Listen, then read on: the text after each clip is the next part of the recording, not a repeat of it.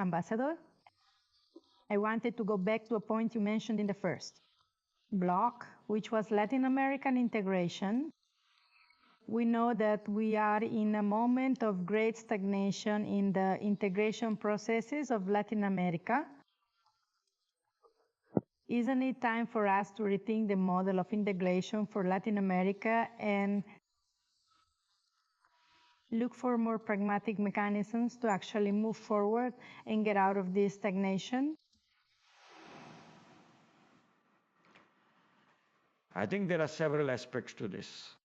I agree that the integration, mainly South American, because the Latin American integration, we want it, we desire it.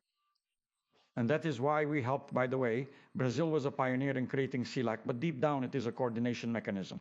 Because as the Mexicans themselves say, our friends from the left, the right, the center right, like me, they have to respect Mexican exceptionalism.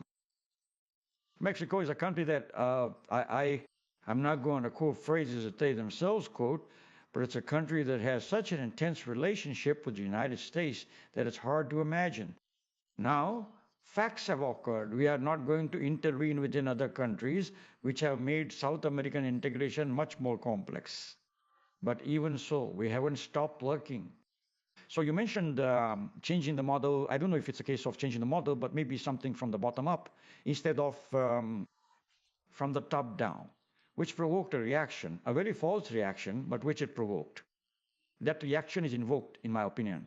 But then to work from the bottom up to reconstitute the South American Health Institute and of health governance in some way. Reconstitute the South American Defense Council, do what has been done in infrastructure, which Minister Simon Tebet the other day called attention to, and the importance of this is what we can do. Now, really, there was a stagnation. If you ask me why, I would tell you that for 6 years, the integration was completely stalled, especially in the last 4. So, on the contrary, there was a disintegration. So, recovering this is not an easy task. We are using the possible mechanisms.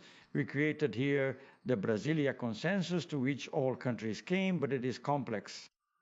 Unfortunately, we are living in a much more difficult time in this aspect than others, but we try on the bilateral level. The president has been making visits, has been keeping in touch.